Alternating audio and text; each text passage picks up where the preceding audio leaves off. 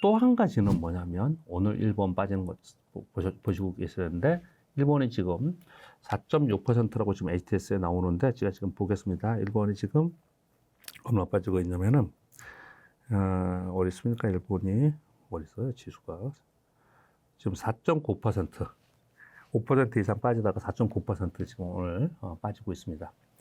일본이 지난 8월 초에 금리 인상하면서 이렇게 폭락했었죠. 이 폭락폭이 엄청 컸습니다. 이게 주봉으로 보시면요, 요거거든요. 엄청나게 빠졌습니다. 그때 빠졌다가 저점하고 고점하고 따져보면요, 요거 좀 따져볼게요. 이때 마이너스 20%까지 갔다가 원위치 한 거예요. 그랬다가 9월 초에 한번 또 빠졌는데 마이너스 8% 했다가 거의 다 원위치 했거든요. 그런 상태에서 지금 또 빠진 거예요. 그럼 빠진 이유가 뭐냐? 여러분 다 아시다시피 빠진 이유는 지난 금요일 날, 지난 주말에 일본의 차기 총리가 이시바 시게루라는 분이 당선이 됐습니다. 우리가 뭐 이게 정치를 뭐 하나하나 따지진 않지 않습니까? 근데 그 사람의 성향이나 이런 것들을 따지잖아요. 네 번째 도전을 했었고 이번에 다섯 번째 도전을 한 건데 그동안에 총리 도전을 계속했습니다. 도전을 하면서 총리 선거에 도전을 하면서 아베 총리가 굉장히 오랫동안 집권을 했잖아요. 그때 아베 총리의 정책에 반아베 정책을 했던 사람이에요. 아베 노믹스가 뭐냐면 마이너스 금리를 유지를 하고 저금리 상황 속에서 그리고 엔화 약세를 통한 그리고 그것으로 인해서 일본의 경기를 끌고 갔던 사람이에요. 그래서 완화적 금융 정책을 계속 썼던 사람인데 거기에 반아베 정책이었거든요. 그 얘기는 뭐냐면 완화적 정책에서 긴축 정책으로 갈 가능성이 있다라는 거잖아요. 실제로 이번에 총선을 하는 과정 속에서 마이너스 금리 반대한다. 금리 정상을 추진해야 된다라고 지금 하고 있습니다. 그래서 엔화가 이때 해프닝도 좀 있었습니다. 엔화에 대해서 잠깐 설명을 좀 드려보면요. 일본 요거요. 이 엔화가 여기 보시면 맨 끝에 가보시면요. 이건 지금 오늘이고요. 이거 지금 일봉이잖아요. 이게 9월 27일이잖아요. 이날 146.49까지 폭락했었어요. 이거 분봉이, 여기는 분봉이 없네요. 분봉으로 밑으로 보면 밑으로 폭락했다는 거예요.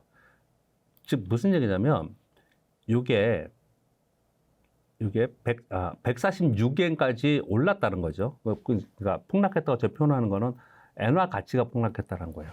엔화 가치가 쭉 146까지 갔다가 이때 왜 그랬냐? 이번에 이 사람이 지금 다시 이름이 이시바라고 이제 하겠습니다. 이시바 처음에 졌잖아요, 반에서. 그래서 근데 과반이 안 돼가지고 2차 투표에서 역전한 거지 않습니까? 그래서 이시바 총리가 되지 않을 거라고 생각하면서 엔화 약세, 완화적 정책이 계속 될 거야라고 생각을 해서 엔화가 약세가 됐었어요. 근데 결과를 보니까 됐거든요. 곧바로 142엔까지 내려온 거예요. 그래서 이런 일이 벌어진 거예요. 그럼 엔화 강세가 된 거지 않습니까? 즉, 이분은 금리 정상화, 금리를 올리면서 엔화 강세가 되는 것으로 정책을 그동안 했던 사람이에요. 그렇게 얘기를 하면서 금리 인상을 하고 그리고 임금을 인상시키고 계약직의 임금을 정상화시키고 부유층의 증세를 해서 소비 촉진을 한다. 소비가 촉진되면서 경기가 좋아지는 것을 유도하고 그러면서 금리를 올리고 엔화 강세가 될 것이다. 이렇게 얘기를 좀 하고 있는 상황에 있습니다.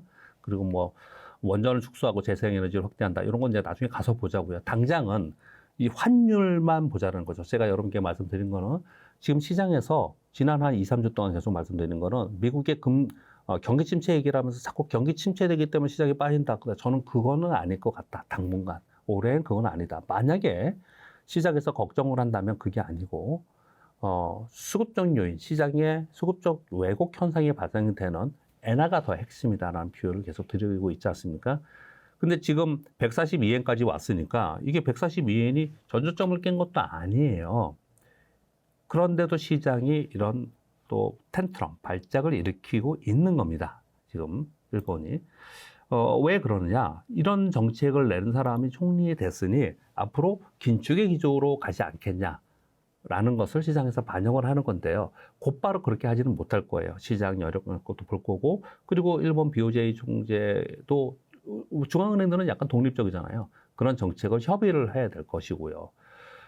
그리고 아직 내각 구성을 또 다시 하지 않습니까? 뭐 그런 부분에 보면은 아직까지는 뭐 자기 독단적으로 너무 강력하게 한 정책을 수주는 못할 거란 말이에요. 그러니까 여력이 있습니다.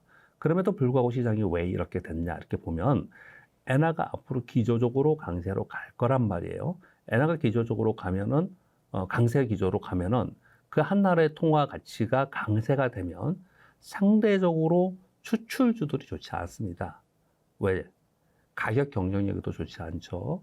그렇죠? 그리고 수출을 했다 하더라도 이익단에 들어오는 이익의 재무제표 성격도 좋지는 않습니다. 그러니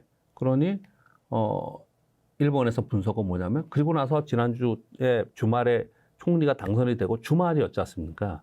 그러니까 시장에서 반영을 하지 못하고 오늘 반영을 하면서 수출주들 상산이 이런 수출들이 있잖아요. 이런 수출주들이 오늘 빠지고 있는 거예요. 이들이 상대적으로 좋지 않을 거다 앞으로 이렇게 얘기하는 거거든요. 요 얘기는 제가 여러분께 그동안에 전해드렸던 내용과 일맥상통합니다.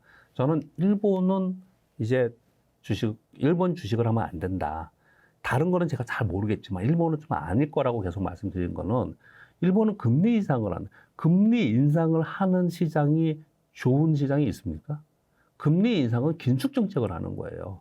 특히나 일본은 초완화 정책을 쓰면서 마이너스 금리와 그리고 엔화가 초약세이면서 그것에 수혜를 톡톡히 입으면서 여기까지 이렇게 고공행진하면서 지수가 계속 올라온 그런 시장이에요.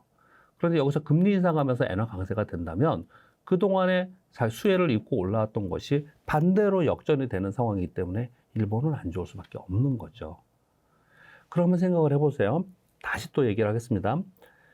굉장히 큰 조류, 전 세계의 조류가 바뀌고 있는 건데 주류가 바뀌고 있고 조류 이렇게 표현을 뭐 보통 다 쓰지 않습니까? 바뀌고 있는 건데 하나는 미국이 비컷을 시도하면서 이제 금리 인하의 시기로 들어갔다는 것은 큰 변화입니다. 지난 2, 3년간의 가장 큰 변화가 이번에 생긴 거고요. 생긴 그 와중에 엔화가 일본은 금리 인상하면서 엔화가 강세가 되면서 시장에 텐트럼을 일으키면서 이걸 걱정하기 시작하는 상황이었는데 그 걱정을 가중시킬 수 있는 총리가 당선됐다는 게 시장에 지금 영향을 주고 있는 거란 말이에요. 지난번에 제가 요거 3%에서 말씀을 드렸지만 이것 때문에 논란이 많긴 합니다. 그리고 이 수치가 정확하지는 않습니다. 그렇지만 이렇게 될 거라는 흐름이라는 거예요. 읽어드리겠습니다. 한국은행에서 이슈노트 보고서라는 보고서를 내놓으면서 제목이 최근 엔캐리 트레이드 수익률 변화와 청산 가능 규모 추정 분석이라는 보고서를 내놨습니다. 이 보고서를 통하면 지금 현재 엔캐리 잔액이 얼마인지는 대부분 다 추정이고 잘 모른다고 하잖아요. 그래도 근데 뭐랄까 유튜버 누가 얘기한 게 아니고 한국은행에서 보고서를 내놨으니까 그래도 이거는 신뢰성은 더 높은 거지 않습니까? 그래서 이제 이걸 제가 유심히 보는 거고 여러분께 소개를 드리는 거예요. 엔캐리 잔액이 506조 엔, 506조 는 우리나라 돈으로 약 4,500조 원이나 됩니다. 506조 엔 정도가 지금 잔고인데 그 중에 약 6.5% 정도는 청산 가능성이 상당히 높지 않겠냐. 물론 투자 유형별로 그리고 투자를 언제 했냐는 시기별로 청산 속도와 청산 그 시기는 전부 다 다릅니다. 가령 예를 들어서 지난번에 8월 달에 일본이 20%를 폭락하고 막 이랬던 거는 파생 상품 계속 말씀드렸지만 개인들이나 은행이나 아니면 법인에서 엔캐리 청신하는 게 아니고 파생 상품에 엔화의 약세 베팅했던 사람들이 그 헤지 펀드들이 청산하면서 그런 일들이 벌어졌다라는 설명을 좀 드렸잖아요. 즉 그런 것들은 청산이 굉장히 빨라야 됩니다. 한쪽으로 했기 때문에 굉장히 빨라야 돼요. 그렇기 때문에 거기서 청산하면서 먼저 청산이 된 거죠. 그러면서 그런 텐트럼을 그때 일으킨 거거든요. 즉 그런 것들은 빨리 될 거고 은행이나 아니면은 뭐 법인, 특히 금융법인에서 해외의 부동산 투자나 이런 것들로 인해서 캐리를 이용해서 만약에 했던 거 이런 것들은 청산이 될 수 있겠죠. 그런 부분들 또는 개인들도 어마어마하게 나갔을 거 아니에요. 제로금리에서 저쪽은 이자가 5%인데 항상 돈은 이자가 더 높은 곳으로 가는 거예요. 그러니까 개인들의 투자 자금도 상당히 있을 겁니다. 그런 부분들을 봤을 때 전체적으로 그냥 한국은행에서 추정한 거예요. 추정해서 봤을 때 글로벌 은행들의 엔화 대출로 해서 캐리를 이용했던 투자를 했던 것에는 너무 오버해서 추세 수준 회귀라는 건 뭐냐면 평소에 한 10%였는데 한 15%까지 올라갔다. 그럼 어느 5%이 부분은 청산이 되지 않겠냐. 그리고 일본의 개인들, 일반 법인들의 해외 투자 증권 투자한 건 한 4% 정도 청산되지 않겠냐. 그렇게 해서 봤을 때 한 6.5%인 32조 엔 정도는 청산 가능성이 있지 않겠냐. 이렇게 얘기한 거거든요. 32조엔은 지금 한 900원이잖아요. 그래서 9545 위에 보면 506조 원이 9545 4,500조 원이지 않습니까? 32조는 93에 27이니까 270조 정도가 되는 거예요. 어마어마한 돈입니다. 사실 270조 원이 청산될 수 있다는 건데 이게 그러면 어디서 청산이 되겠느냐? 거의 대부분 어디서 청산이 되겠습니까? 미국의 빅테크, 미국의 부동산에서 청산이 되는 거예요. 그러면 오늘 우리 시장이 왜 빠지는 걸 좀 설명드리려고 하는 거예요. 이런 현상이 나타나면서 그게 청산이 되는 쪽으로 시장이 선마장하면서 일시적으로 이런 거지. 제가 보기에 지난번 폭락한 것처럼 헤지 펀드의 자금들이 청산이 되면서 이 시장에 수급적 왜곡 현상을 일으키는 건 아닐 거예요. 이번에 그런 건 아닐 거예요. 근데 이번에 이렇게 될 거라는 것을 시장은 반영을 어느 정도 해야 되거든요. 펀드들은 어떤 정책이 바뀌거나 뭐가 바뀌면 그 부분에서의 리스크를 어느 정도 해지해야 되는 부분들은 해놔야 되지 않습니까? 우리가 주식이 위험할 것 같아, 시장이 위험할 것 같아. 그럼 전체에서 한 20%는 팔아서 현금을 좀 만들어 놓자. 이런 거랑 똑같은 거거든요. 그런 정도의 지금 해놓는 상황인 거예요. 근데 그런 자금들이 어디서 매도가 될 것이냐? 미국의 빅테크, 미국의 부동산에서 될 거예요. 그러면 엔화가 강세가 되면 될수록 특히 지금 142엔인데 이게 140엔을 깨고 내려가면서 직전의 저점이 139엔을 달러엔이 깨고 내려가는 상황이 되면은 더 빨리 청산이 될 거예요. 그 청산은 미국의 부동산과 빅테크에서 될 거라고 지금 설명을 드리고 있잖아요. 그러면 결국은 다시 돌아가면 미국의 나스닥은 올라가다 오늘 밤에 빠질 수 있겠네요. 일본이 저런 상황이라면 미국의 빅테크가 빠지면서 나스닥과 S&P, 미국 시장이 오늘 빠질 수 있잖아요. 이걸 생각하면서 우리 시장이 지금 빠지는 거예요. 사실은 일본 시장이 급락하는 거, 일본 시장이 빠지는 거하고 우리하고 인과관계가 그렇게 크지 않아요. 베타 교수가 높지 않습니다. 우리가 높은 거는 미국의 빅테크 주식들이에요. 미국의 반도체 주식들입니다.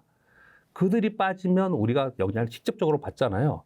근데 일종의 저는 당구를 못 치는데 용어들이나 사람들, 친구들이 하는 것 때문에 제가 만약에 그들의 용어를 빌려 쓴다면 쿠션이죠, 쿠션. 일본에서 이런 일들이 벌어지는 게 미국에 영향을 줄 거고 미국의 영향을 우리한테 줄 거다라고 하기 때문에 일본이 급락하는 상황임에도 불구하고 우리 시장은 사실은 지금 0.8, 지금 한 1% 하락하다 약간 반등을 줬는데 우리 시장은 이런 영향을 좀 받고 있는 거예요. 일본이 4.5% 빠지는 거면 만약에 직접적인 영향이 있으면 적어도 2% 이상 빠졌겠죠. 그렇지 않다라는 거예요. 즉 지수의 영향이 큰 게 아니고 미국 시장이 얼마큼 영향을 받을 것을 우리가 우려하면서 그것에 영향을 받는 게 오늘 우리 시장이 빠지고 있는 이유입니다.